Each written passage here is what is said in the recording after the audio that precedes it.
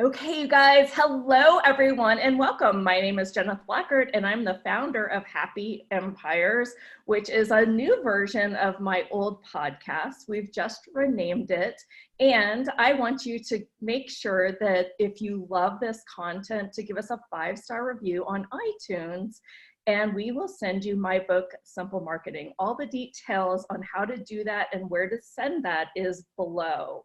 Now, I have somebody super special I want to introduce you to. Her name is Timeesha Duncan. And usually I court and hunt down people myself to bring on this podcast. But in this case, my assistant came to me after hearing her speak at an event we sent her to. And she is just enamored with this woman. She is over the top, like, all the speakers that spoke there, this is the girl. And when her team said yes, she was like screaming. And I was like, oh my gosh, well, I've got to learn more about Timeesha. So I went on to Instagram and everywhere where I could find her. She hangs out mostly on Instagram, and she does IGTV just beautifully in a way that like lets you really receive her presentations and her content so that you really know how she can help and support you. And I thought it was just done beautifully. And so that's why she is here. So today we're going to talk about being the authority and really captivating, entertaining your audience with especially Instagram, but social media in general. Like, how do you bring them in from you just being another girl on the street? So Timeesha, welcome. Thank you so much, Jen. That was an amazing intro, first of all. I don't know if I've ever gotten an intro that's amazing before, but thank you so much for that. Oh, you're so welcome. So let's get started. How long, I'm assuming, but I don't know for sure, that your main way of getting everyone in is from your speaking and from really being the authority from studying this work over the years. So can you tell us a little bit about where this all started, like from struggle to today, and really how you got going and creating your online business? Yeah, awesome. That's a great question. So I actually started into the entertainment industry. I was always enamored with branding and advertising. I always say, like, I don't want to date myself, but back when people were playing with their Barbie dolls and we had Cabbage Patch Kids back then, I was the person that was cutting out images out of my parents' magazines, looking at models and taping them on my wall. Like, I was creating Pinterest boards before that was even in existence. I've just always been really passionate about that. And so I actually started my career in the performing arts. So I was a dancer, and I danced for a lot of celebrities that we know today, like J-Lo and Puff Daddy when he was an artist, and he had his Bad Boy label, and Missy Elliott and a lot of other people. And it really helped me to see how people were building their brands, building up these people, building up these personalities, and they were really manufacturing that stuff because, none of us wake up and we're a celebrity and we have thousands of fans that are screaming, to be in our presence and to be around us. And I was just so amazed at watching how these professionals were taking average people like myself and building these big conglomerates around them. So I've always been fascinated with that, and I dug really deep into that. And then I've always had a passion, like I said, for the performing arts. I used to put on production shows. I just was really interested in, getting people excited, getting people riled up about, how do you get people to get their attention and pay attention to you and keep your attention. And then if you can't tell by now, I'm from New York. From my accent, but I don't hear it, but everyone else does. And so my husband and I moved to Atlanta, and I had always said, if I go to Atlanta, I'm going to work for the Coca-Cola company, because I know, we all know that's such an iconic brand, and I just wanted to be associated and learn the ins and outs. And within a couple of months of me living in Atlanta, I got the call that I was able to work for the president of the company. It was a temp job, but I ended up staying in that very same position for 9 years until I left. And there is where I figured out, or learned, I should say, how to create brand magic on a corporate level. So I was able to learn how to get, big corporations and massive people. And I was so excited about that because, at the end of the day, Coca-Cola is just soda, but everyone in the world is familiar with that brand. They resonate with that brand. And it's not just about the soda. So I learned how to create brand magic on that level, and I married the two together. Now, at the time, I had an event planning company because, like I said, I like the performing arts. I like, creating theater shows. I like entertaining people. So I had an event planning company. And while I was so focused on the brand and building the brand up, so many other people in the industry were just like, how did you make your brand look amazing? I was getting calls to get featured in major magazines and blogs. And at the time, I was just really starting my business. So I didn't really have a ton of clients. But because I was able to make my brand look so amazing, according to the other people, people were coming to me and they already assumed that I was an expert and I knew what I was doing. And so as a result, other industry people were coming to me the same. And so I was like, I got something here. And I started to work with people to help them build their businesses in the wedding and event industry. And then after a while, it started to expand. So other people started reaching out to me. At that time, that's when, Facebook and Instagram and all these things started coming up. So I was leveraging those tools to get my business in front of other people. And as a result, other people were like, well, I'm not a wedding professional, I'm a graphic designer, I'm a lawyer, or I'm a hairstylist, can you help me? And so I realized that that was the gift that I had, and that was what I wanted to share with people. So I ended up kind of phasing out my wedding and event planning industry. I do things occasionally, but my sole purpose was really helping other people and coaching other people. And eventually I got to the point where I just said, okay, I'm going to have to choose. Am I going to stay with the Coca-Cola company, or am I going to continue to do, what I'm doing? And so in October of 2015, I pulled the plug on Coke. Wow. I was still a struggling entrepreneur because I had, I was still working a full-time job. I had a family. I had a brand new baby. I had so many things going on. I actually quit my job and my account was negative. Like a bill had just got deposited or removed, I should say, from my account. And I was like, all right, we're going to have to make this work. Because if it doesn't work, I don't want to have to, come back to this place. Right. And so I've been rocking and rolling ever since. And, it has definitely been a struggle because, like I said, when I left my job, I didn't have much money. But one of the things you talked about mentioning challenges. So I want to say this because this is so very important, because we make it look good, right, Janet? We make people think, and it's not on purpose, but of course we're putting our best foot forward. We're putting our best things forward. We want you to see the amazing things that we're creating and how we can help you. But behind the scenes is, a lot of things that you guys don't see. And so it was a struggle for me to really keep that consistency because I wasn't used to having my own business full time. It was great on a part-time level. And I realized that I really needed to be disciplined. So within the first 3 weeks, I had created a program. I had people enrolling in my program, but then I almost felt because I had such an employee mindset, I wasn't disciplined enough. So I thought, I have free time. I can go and be with my friends and my family who had businesses and had things set up already. And I didn't have to work. So, this person would call me, oh, you want to go to lunch? Oh, let's go shopping. Oh, let's do this. And I was like, sure, I have all the time in the world. But I really wasn't using that the right way to leverage my business. And so shortly after I left, my business crashed. Like I lost everything. And I was like, oh my God, how am I going to really build this back up? So that took time for me to really focus and realize I couldn't do everything myself. So there's been a ton of ups and downs.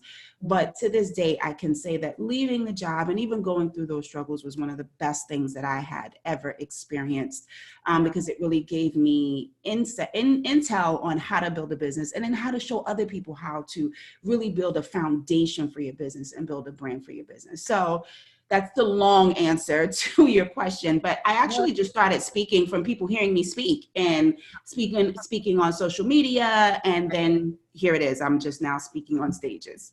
Yeah. So when you started just growing your audience, growing your list, what were some of the first things that you did that really made an impact? Well, the first thing that I think I did, and what I know helps my clients and what I teach a lot when I talk about social media and just finding your clients, is really knowing first and foremost who your ideal clients are, what is it that they want from you? What's your secret sauce? Because I can tell you, I've put out, even now, even me feeling like I have a great grip on my tribe. Sometimes I'm like, oh, I'm going to knock them dead with this when I put a product out and nobody buys it. And that's because you have to really do your research. You have to know who your audience is. Where is your lane in this massive world of people that, there's products coming out every single day, services coming out every single day. There's tons of people who are doing similar things as you. So how do you make yourself stand out? By knowing what your audience really wants. So you want to do that research to really know, how do you fit? What is it that you have to offer that maybe your competitors do differently or don't do at all? And make sure you have that really well. Do your market research. It's the thing that's the least exciting to do, but if you do it right from the beginning, then you'll be able to put out something that people are attracted to that will help you quickly build your list. Yeah. No, it's funny. Some people kind of actually think that it's exciting if they do it the right way. Yeah. Because I think that through having my assistant work on Instagram, she's really finding who are the people that are engaging with me. Mm-hmm. And looking at, well, do we want to shift this target audience? And she's actually having a ball with it. Yeah. Which I'm like, yeah, you do that. I'm a visionary. Yeah, see, and some people love to do that. Like my assistant is the same way. She's all about the research and digging into things. But when you're the CEO of your business, you feel like I could be spending my time doing other things. So you can get distracted. But you're right there. And that's the key. Find those people that love to do that kind of stuff. I think that competitive research is a constant thing. I started my business in 2006. Mm-hmm. We've gone, in 101 different directions in that time. It's been amazing. And I'm finding that now I want to shift my target audience, right? I like working with, you refine it over time. Mm-hmm. And now we've gotten really specific that I want to work with boss babes, specifically working on their launches and online courses. And most of them are coaches. Yeah. And it's been, that's just, I hope it evolves even more than this, but, it's sort of funny because it's the people that came to me kind of were the way that I defined my audience. Mm-hmm. And I think that it really should be the other way around. You say, here's who I want to work with. This is the type of person. This is my ideal client. But yes, I think that is absolutely the first step. I totally agree with you. Yeah. So let's I would like to talk about some, do you have any like Instagram hacks that you can share with us? I mean, or is it really just be there, show up as all of you and engage? I think that that's like the biggest thing that I've found, but are there any things that you've come across that is just like, you need to do this? Yeah. So, I mean, overall, yes, that's the blanket statement that, you have to show up. You have to be consistent. You have to engage. Yes. But how do you do that? There's 101 different ways to make sure that you're doing that with your audience. And so what I like to focus on is really showing people some of the things that you really need to know, because people are out there doing those things, but they're not getting the types of results that they're really looking for. Right. So a couple things that I always tell my people is, first and foremost, so let's talk about some hacks for first. So, everybody's about hashtags. Oh, post your hashtags to help you get, a strong audience, which is absolutely correct. Your hashtags, people are searching hashtags. Yeah. And when you're using hashtags, you want to make sure that that's helping you to get people who are not following you. So they are important, but I find that a lot of people don't use them the right way. So one of the things that you want to do first and foremost is, when you have hashtags right now, as of this recording, it is still Facebook, but Instagram, which is owned by Facebook, gives you 30 hashtags that you can use. The problem is people use the same hashtags every single day. And what's happening to a lot of people is that they're getting what's called shadow banned. And basically that means that Instagram is not showing your content to any new people, but you don't know that. So when you see your engagement goes down, you see your likes go down, you're like, why, a lot of people are seeing this shift happening, and It's because they're using hashtags that are not good hashtags.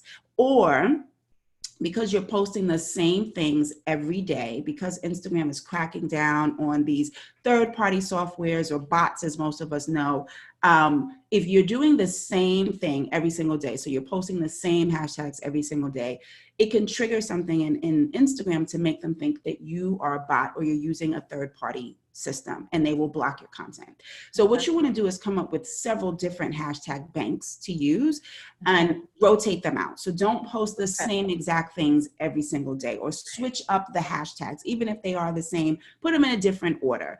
Don't use, sometimes you might use 25. Now you're using 24. Maybe you're using 30 on another day. So make sure you're switching that up so that, first of all, it doesn't trigger that red flag for them. And it also gives you the opportunity to get your stuff seen by more people. Another thing with hashtags is people are using really generic hashtags like entrepreneur. There are millions of people that are using entrepreneur. If you look up the entrepreneur hashtag, for example, in Instagram, you will see that it has millions of people that are using it.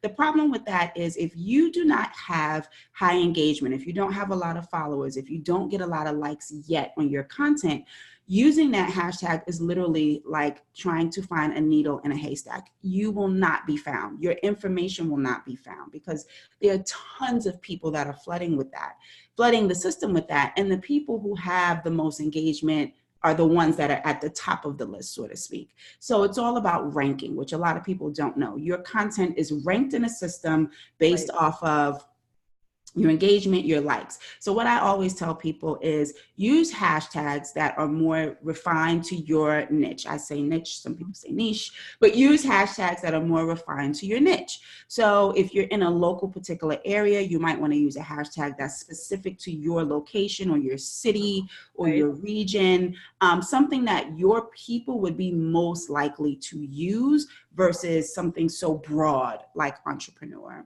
And also you want to use it's okay to use a few that have 100,000 or 500,000 people looking at them, but get a good amount of them in the thousands, right? So maybe 10,000 or less people are looking at this hashtag. You have a higher chance of your stuff being seen. And once people start seeing your content from those hashtags and you're getting more engagement, more likes, then you will see that your ranking will go up. You won't see that, but your ranking will go up, and then you'll start to get found in higher hashtags. So just keep that in mind when you guys are using hashtags. Another tip that I can share with you guys is one of the things that Instagram loves is engagement, right? So that first hour that you're posting something is the most critical hour of that particular piece of content. Because what happens is they only show it to a small amount of your audience. About 10% of your audience even gets to see that first thing that you post.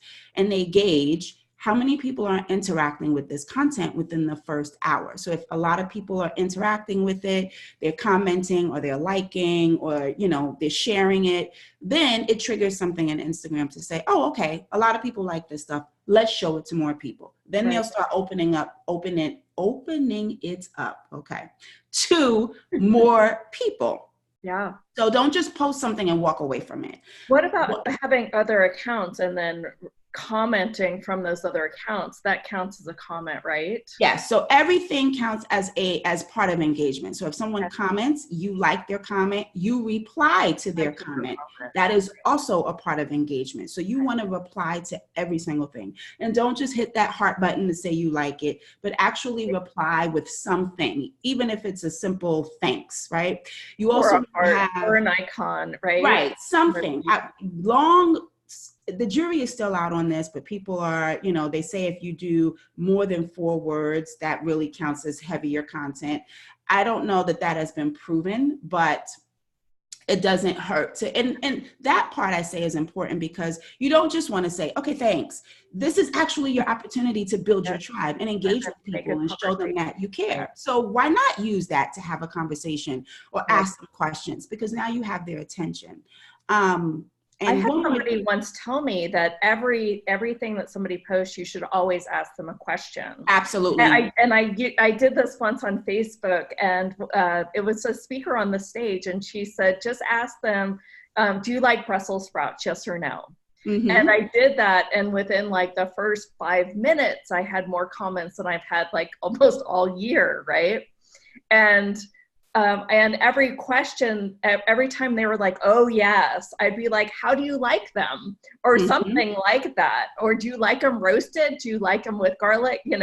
And and and then they would respond back, and it was incredible. I mean, Mm-hmm. now it took me like all day, it seemed, Yeah. for me to personally manage it. But I think as a rule of thumb, responding and asking them another question to engage them is just a great way to, and for them to make you feel like they're really talking to you. Absolutely. And that Yeah. that was the next thing I was about to say, which is the most important thing, if I can share any tip with you guys, is to make sure that everything that you post has a call to action or a question. You're Uh-huh. asking people. You have to Right. start the Great. conversation. You have to open it up for people to That engage. And absolutely. exactly what you said, Jennifer, is keep it simple. Keep it something that somebody could say yes, no, and then you can elaborate and continue on the conversation. But that tip works phenomenal in helping to really get your audience going.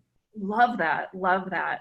And it's so funny because, I think I've had, on Facebook, I have a lot of, people, my friends, right? And then on Instagram, I don't. So, I actually do really engage in one area, and then I just kind of, the other area, it'll be like strangers. So I've forgotten to engage them. So I'm Mm-hmm. having this conversation. Uh, Yeah. yeah, that's fabulous. Can you share a little bit more about, like, let's move in from like these, I know I asked for specific hacks, but let's talk a little bit about brand and what you've really found that has helped you become the authority in your industry, because it really seems like you have a corner of the industry in that wedding industry that you just, that's really making a difference. Yeah. So for me, I mean, Instagram is my platform. I love it. And I can talk about Instagram all day long on social media, but it really does start with your personal brand. And so as a brand strategist, I'm really focused on helping people to develop that. That's the foundation as far as I'm concerned for anything. And Mhm. so in order to get people to even want to hear what you have to say or to be able to listen to your tips, like you have to be paying attention to me in order to even receive the Right. expertise that I'm sharing with you. So you have to learn how to get people's attention. And that goes into, first, like I said, knowing what your audience is, but also knowing yourself and Mhm. knowing your secret sauce. What's the amazing thing that you have to offer? What's going to resonate? What are those qualities that really stand out from you? So one of the things that I always tell, because this is especially as females, is very difficult for us to talk about ourselves in a way that we don't feel uncomfortable or we feel like we're bragging, or some people are really afraid to put themselves out there because it just doesn't Right. feel right. And Yeah, so it feels kind of like sleazy or something. It's like, no, yeah. you guys are supposed to see it in me, right? Right. Like I'm I not shouldn't have supposed to to tell say you. You're it. supposed to know already. Yeah. And Aw, it can be very uncomfortable. And I think everyone goes through that. I've gone through that. And you still go through that as you grow, and right. you have to take your business to new places. You have to be comfortable in your own skin. So sometimes what I do is I have other people, I have my clients ask people that are around them, people that are close to them. Maybe it's their family, their friends, their coworkers, give me 3 qualities that you think are my best qualities. Mhm. Because when you hear it from other people that you know or you trust, and what you will hear if you ask enough people, there are some consistencies that people will say. When I did this exercise, I got the same responses. And I was like, really?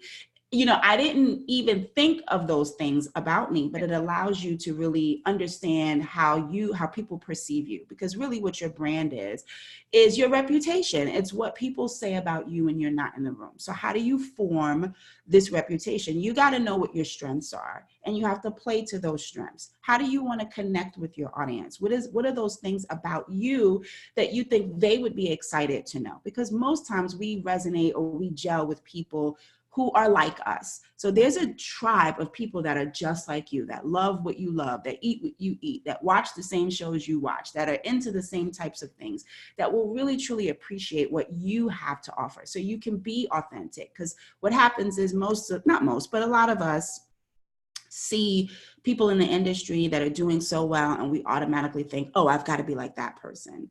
And the reality is we don't want a second-rate version of somebody else. The people that really stand out are the people who have a unique personality, who are unique and have something unique to contribute to society. So yeah, really it's the knowing opposite of fitting yourself. in. Yeah. Instead of being normal, it's like, get out there, be weird, and show it. Absolutely. That's what's winning right now. And that's what's making people stand out. So don't be afraid to embrace your, your quirkiness or your weirdness or whatever it is that makes you you. Really dig deep into that. Yeah, no, it's funny. I think it was Marie Forleo, she mentioned, I don't know if she called it a micro message, or I started to call them micro messages, but she's like, certain things about me. I like to do hip hop. That I like to watch The Walking Dead and a few other things that I actually didn't know, but I didn't follow her that much. But I thought that was really interesting that she had all these like little tiny things that's like most people knew about her because her just kind of sliding it in there in some sort of conversation. And so at that time I started to write down all my things, and then it was actually like I was already sharing those things. It was sort of like I'm sharing that I'm doing some plant-based vegan. I'm sharing because my whole brand was built on raw initially, and then I got really sick from it. So I sort of was like, don't talk about diet anymore. So I was like in a totally different direction, like 5 years ago. And it's been a great gift because it's brought me right here, and it brought me through personal development and consciousness and playing with the whispers of oneness, right? And also, now, I just have all these like different platforms I can pull from. But I think it's really important for one to know that sometimes those little things that you just love, like if you love reading a certain author and you share it, that is one aspect of your personality that people dive into so much deeper than, oh, maybe I'll look at that book someday.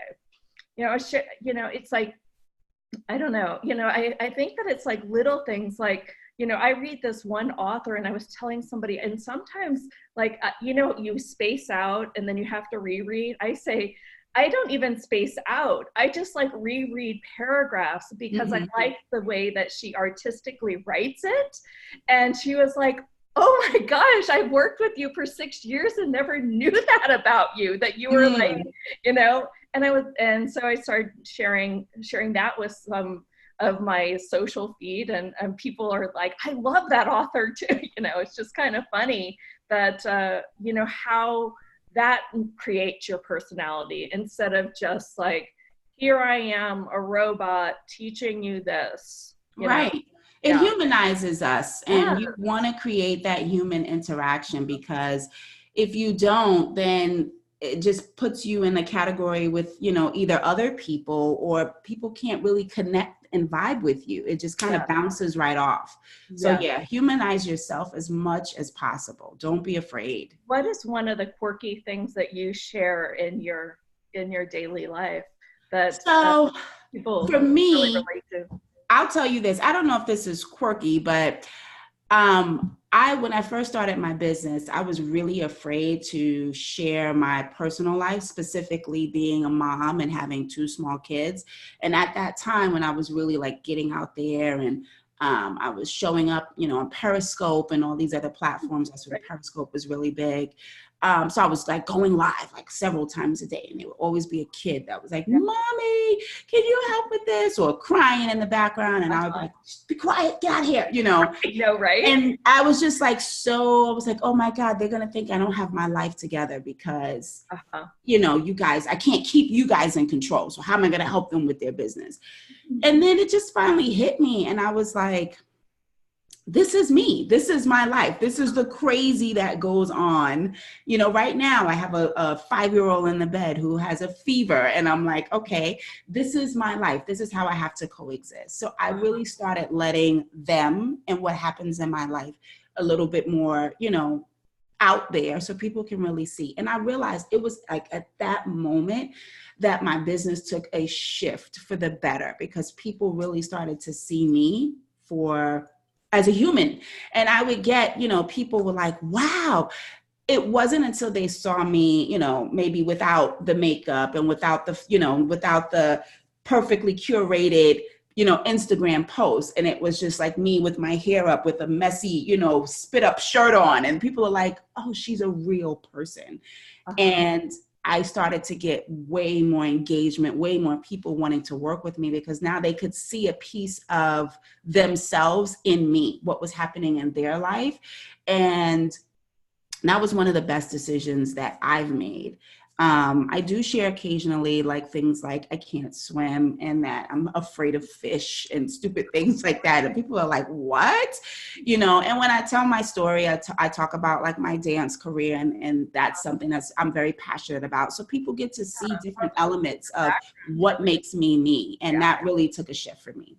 Yeah, no, that your background's really unique. I thought, wow, I'm glad I asked that question. Like really boring answers, and you're like, okay, well, good for you. That's my story too. Right. It's so bland.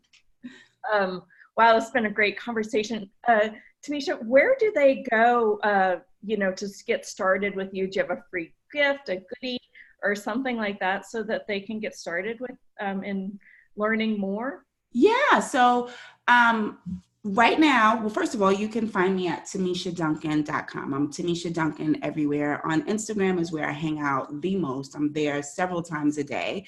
So, I know a lot of people are like, oh, don't DM me. I love getting DMs. I love talking to people. So if you have a branding question, shoot me a DM, a Instagram question. I answer them, and I embrace that. So you could definitely find me there.